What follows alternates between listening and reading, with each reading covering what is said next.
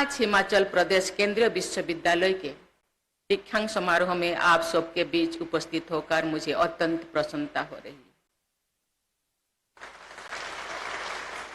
आज उपाधि प्राप्त करने वाली सभी विद्यार्थियों को मैं बधाई देती हूँ। स्वर्ण पदक प्राप्त करने वाली विद्यार्थियों को मैं विशेष बधाई देती हूँ। मुझे बताया गया है कि आज स्वर्ण पदक प्राप्त करने वाले विद्यार्थियों में छात्राओं की संख्या छात्रों से अधिक है। ताली नहीं बजेगा?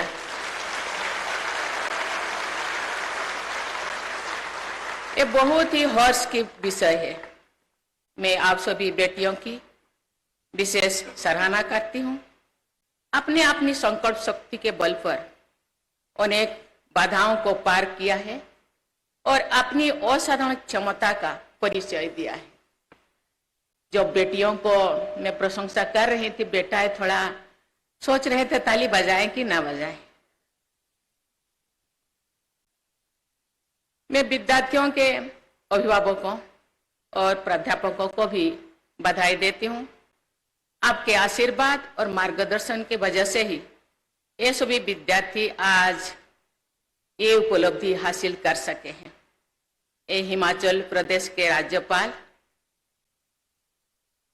श्री शिव प्रताप शुक्ल जी को भी मैं हिमाचल प्रदेश केंद्रीय विश्वविद्यालय द्वारा डॉक्टरेट की मानद उपाधि में सम्मानित किए जाने पर बहुत बहुत बधाई देती हूँ। प्यारे विद्यार्थियों, कवि शिरोमणि रविंद्रनाथ टैगोर जितने महान कवि और संगीतकार थे, उतने ही महान शिक्षाविद एवं शिक्षक भी थे। इसलिए उन्हें गुरुदेव भी कहा जाता था।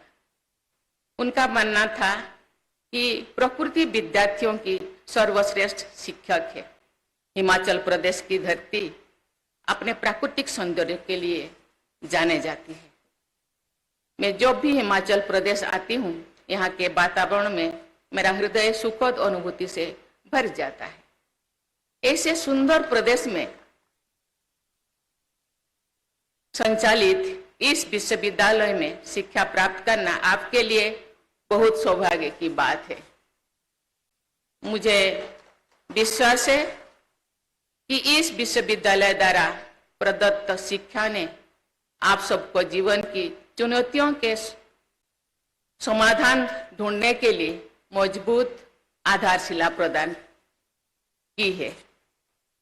देवियों और स्वजनों, मेरे पूर्ववर्ती राष्ट्रपति श्री रामनाथ कोविंद जी ने वर्ष 2022 में इस विश्वविद्यालय के दीक्षांत समारोह को संबोधित किया था।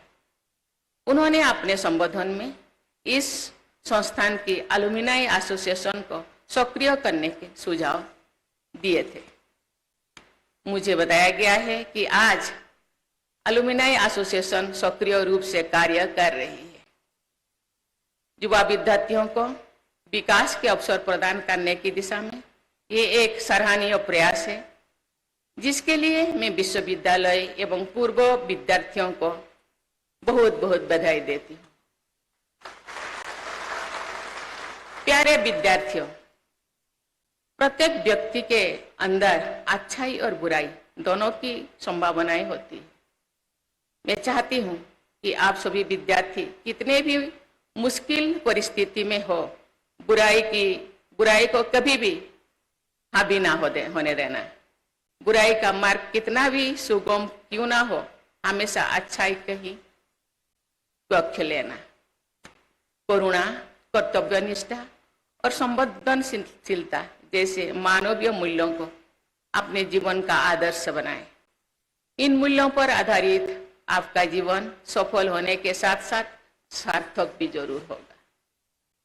देवियों और स्वजन, परिवर्तन प्रकृति का नियम है। अतीत में परिवर्तन की गति इतनी तीव्र नहीं थी। आज हम फोर्थ इंडस्ट्रियल रिवॉल्यूशन के दौर में हैं।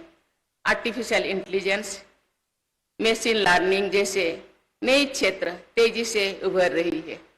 परिवर्तन की स्पीड एवं मैग्नीट्यूड दोनों आज बहुत ज्यादा है, जिसकी वजह से टेक्नोलॉजी एवं रिक्वायर्ड स्किल में बहुत तेजी से बदलाव आ रही है।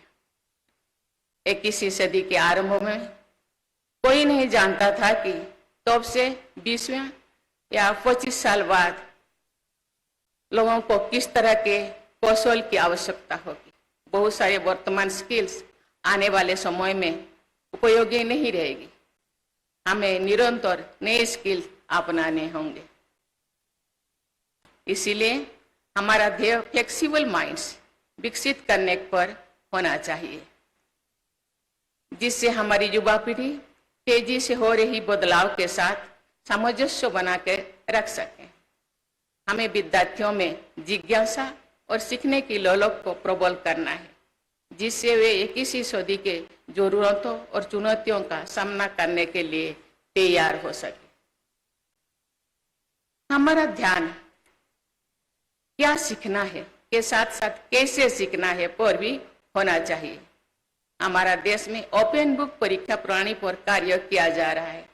रटने अथवा रटे लर्निंग की खामियों को दूर करने की दिशा में ये एक सराहनीय प्रयास है।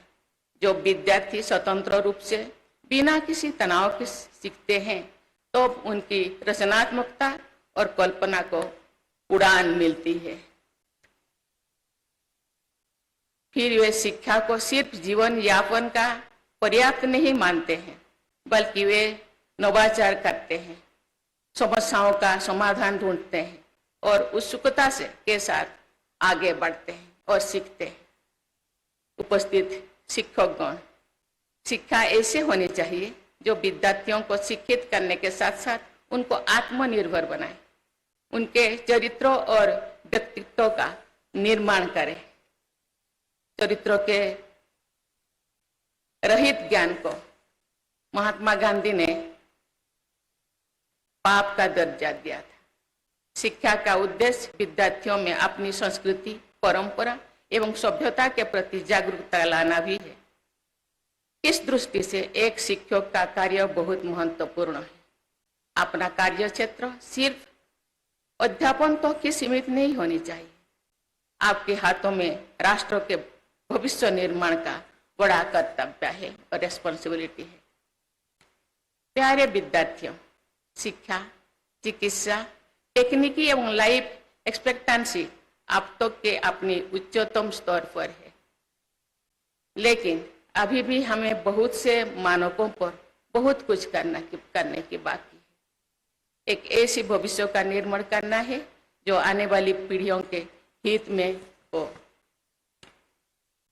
आप में विकास की असीम संभावनाएं हैं।